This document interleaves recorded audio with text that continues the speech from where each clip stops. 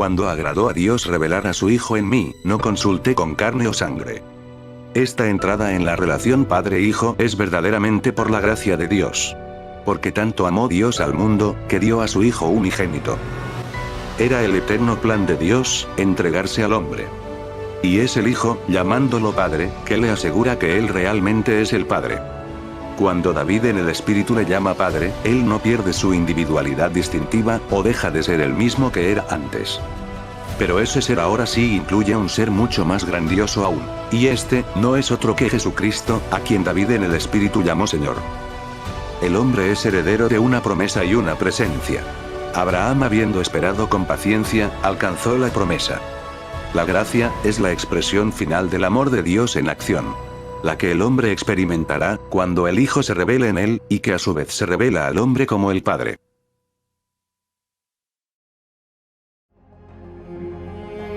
La autoridad en la que subyace la historia de Jesucristo, es doblemente testigo. El testimonio interno del Padre, y el testimonio externo de la Escritura. Dios mismo vino, y viene, en la historia humana en la persona del Jesús encarnado en nosotros. Esto se confirma por los signos que serán experimentados por el hombre, como fue predicho en las Escrituras. El Padre que mora en mí, Él hace las obras. Creer que estoy en el Padre y el Padre en mí, o bien creer, por el bien de las obras en sí mismas. En verdad os digo, que quien cree en mí, también hará las obras que yo hago, y aún mayores que éstas hará, porque yo voy al Padre. Yo vine del Padre y he venido al mundo.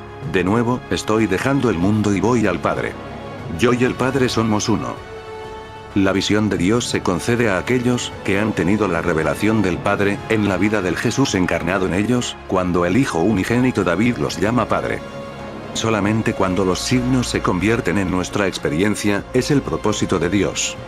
Y por lo tanto, el propósito, el de la Escritura, cumplido en nosotros. La Escritura debe cumplirse en mí, por cuanto lo que está escrito acerca de mí, tiene su cumplimiento. Dios se dio a sí mismo a todos nosotros, a cada uno de nosotros. Y es su único Hijo David, en el Espíritu, que nos llama Padre, quien nos asegura de que es realmente de ese modo. Así que si el Hijo te hace libre, seréis verdaderamente libres.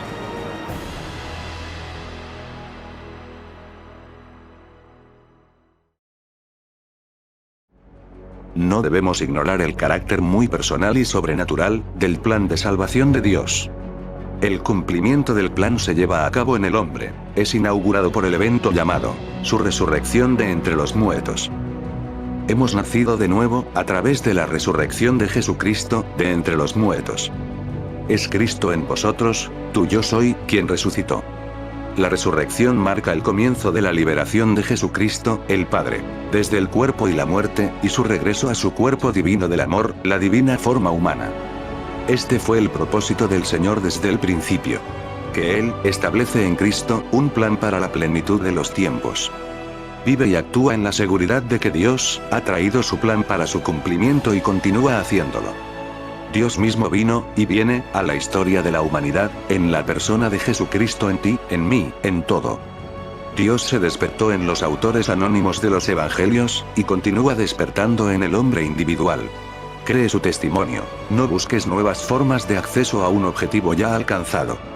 Tal vez la mejor descripción de los escritores desconocidos del Evangelio de Dios, se da en las palabras: lo que hemos oído, lo que hemos visto con nuestros ojos, lo que hemos contemplado, y palparon nuestras manos, de la palabra de vida, lo que hemos visto y oído, eso os anunciamos. La fe no es completa, hasta que se ha convertido en experiencia. Es esencial que aquellos cuyos ojos han visto, y cuyas manos han palpado la palabra de vida, sean enviados y sean conscientes de sí mismos como enviados, para declararlo al mundo. Es el Cristo resucitado, el hombre nacido dos veces, que dice: toma mi yugo sobre ti, y aprende de mí, y hallaréis descanso para vuestras almas. Él ofrece su conocimiento de las Escrituras, sobre la base de su propia experiencia, por la de otros basados en la especulación. Acepta su oferta. Te alejará de perder tu camino, entre las especulaciones enredadas que pasan verdad religiosa. Y te mostrará el único camino al Padre.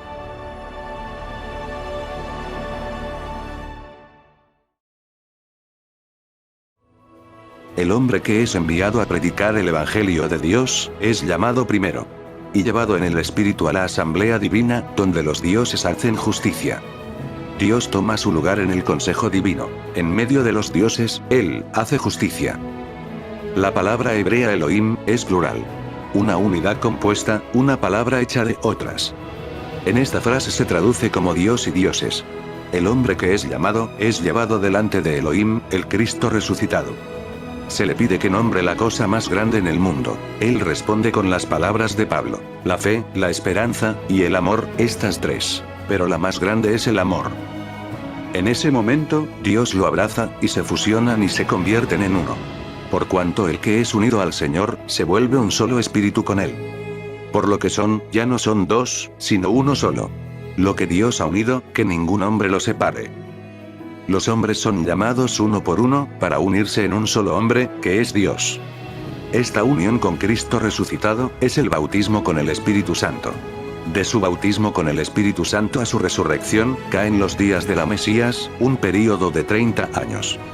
Durante este periodo, Él está tan abrumadoramente enamorado de su misión, como mensajero y predicador del Evangelio de Dios, un Evangelio que ha dejado tal restricción sobre Él, que Él no puede hacer otra cosa.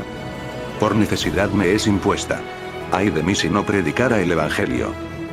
Una compulsión divina, tal como la tuvo Jeremías, que dijo: si yo digo, yo no lo mencionaré, ni hablaré más en su nombre, está en mi corazón como si fuese un fuego ardiente metido en mis huesos, y estoy cansado de sostenerlo dentro, y yo no puedo.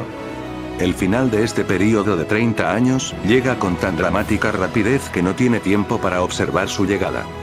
Jesús, cuando comenzó su ministerio, tenía unos 30 años de edad. Ahora la historia de Jesús Cristo, se desarrolla en una serie de experiencias de lo más personales, en primera persona y tiempo presente. Toda la serie de eventos lleva 3 años y medio. Comienza con su resurrección y su nacimiento desde arriba.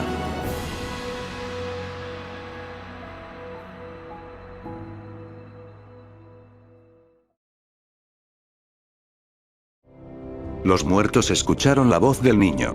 Y comenzaron a despertar de su sueño. Todas las cosas oyeron la voz del niño y comenzaron a despertar a la vida. Mientras dormía en su cama y soñaba con una sociedad redimida, llena de niños y niñas jugando en las calles, una intensa vibración centrada en la base de su cráneo le despierta. Despierta, oh durmiente, y levántate de entre los muertos, y Cristo te alumbrará. Mientras se levanta, él se da cuenta que no está en el cuarto donde se quedó dormido. Está en su propio cráneo, Gólgota. Su cráneo es una tumba completamente sellada. Él no sabe cómo llegó allí, pero su único y ardiente deseo es salir. Él empuja la base del cráneo, y algo rueda lejos dejando una pequeña apertura. Él empuja su cabeza a través de la apertura, y se empuja a sí mismo hacia afuera centímetro a centímetro, de la misma manera que un niño nace del vientre de su madre. Él ve su cuerpo fuera, de donde acaba de salir. Está pálido y acostado sobre su espalda, y moviendo su cabeza de lado a lado, como recuperándose de una gran prueba. Van a estar tristes, pero vuestra tristeza se convertirá en alegría.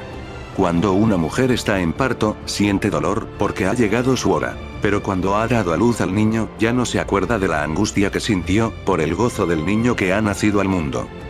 Maravíllate de lo que te dije, os es necesario nacer de nuevo. Mas la Jerusalén de arriba, la cual es madre de todos nosotros, es libre. El cráneo que fue su tumba, se convirtió en el vientre del que nace nuevamente. La vibración dentro de su cráneo, que lo despertó de su sueño, ahora parece ser que viene de fuera. Suena como un gran viento. Gira la cabeza, en la dirección en la que parece que viene el viento. Mirando hacia atrás, a donde estaba su cuerpo, él se sorprende al descubrir que ya no está, pero en su lugar encuentra a 3 hombres. Después de la revelación, el hombre busca en las antiguas escrituras intimaciones y presagios de su experiencia sobrenatural, y al encontrarlas allí sabe que la naturaleza impredecible del viento, ilustra la espontaneidad del nacimiento divino. Todo lo más fácilmente posible, ya que tanto en griego y en hebreo la palabra, se utiliza tanto para el viento y el espíritu. El plan del Señor se describe en el Antiguo Testamento, pero no puede realmente ser conocido, hasta después de que haya sido experimentado por el individuo.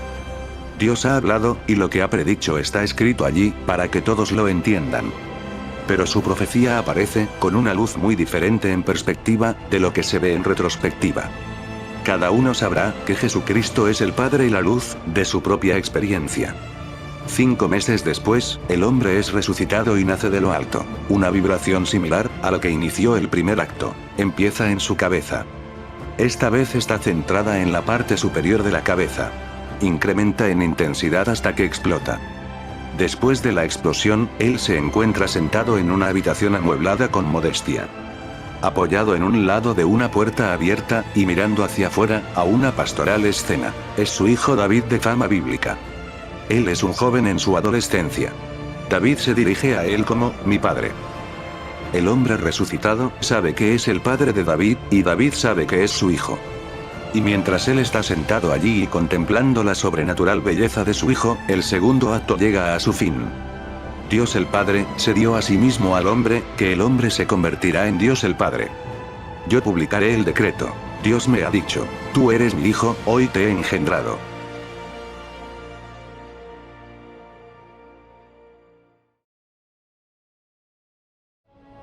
El tercer acto se desarrolla 4 meses después de que la relación padre-hijo ha sido revelada.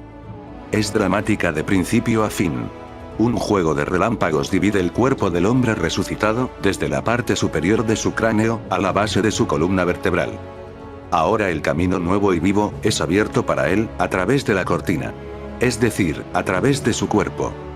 La revelación es siempre en términos personales, y los agentes humanos de la revelación de Dios nunca se suprimen al nivel de lo impersonal. Entonces dije, he aquí, he venido a hacer tu voluntad, oh Dios, como está escrito sobre mí en el libro. La voluntad de Dios está hecha. Dios debe salvar y solo Dios. En la base de su columna vertebral, él ve un charco de luz líquida dorada, y sabe que es él mismo.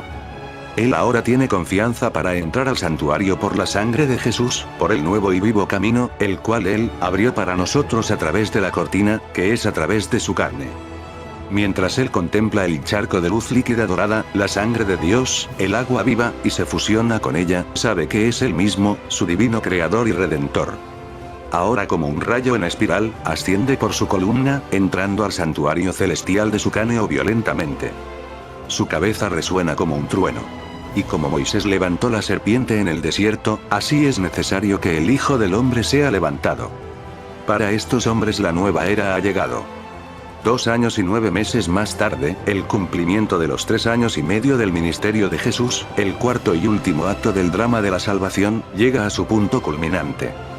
Y el Espíritu Santo descendió sobre él, en forma de cuerpo, como una paloma, y vino una voz del cielo. Tú eres mi Hijo amado, contigo me complazco. La cabeza del que resucitó, de repente se vuelve translúcida. Al pasar por encima de él, como si flotase, una paloma con los ojos enfocados amorosamente sobre él, desciende sobre su mano extendida, él la atrae hacia su rostro, y la paloma le acaricia con amor, besando su rostro, la cabeza y el cuello. Una mujer, hija de la voz de Dios, le dice, Él te ama. Y el drama de la salvación llega a su fin en él.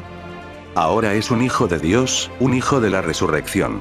Él no puede morir nunca más, porque él es un hijo de Dios, que es un hijo de la resurrección. Yo y el Padre somos uno. Yo soy la raíz y el linaje de David. Él es el Padre de la humanidad y su descendencia. Al convertirse en hombre, el límite de contracción y opacidad, él rompe la cáscara, y expandiendo en translucidez logra su propósito. Él ha encontrado a aquel de quien escribió Moisés en la ley, y los profetas escribieron. Los autores anónimos del Evangelio de Dios, son hombres nacidos 2 veces, hijos de Dios, hijos de la resurrección, que no pueden volver a morir, después de haber escapado del cuerpo y de la muerte.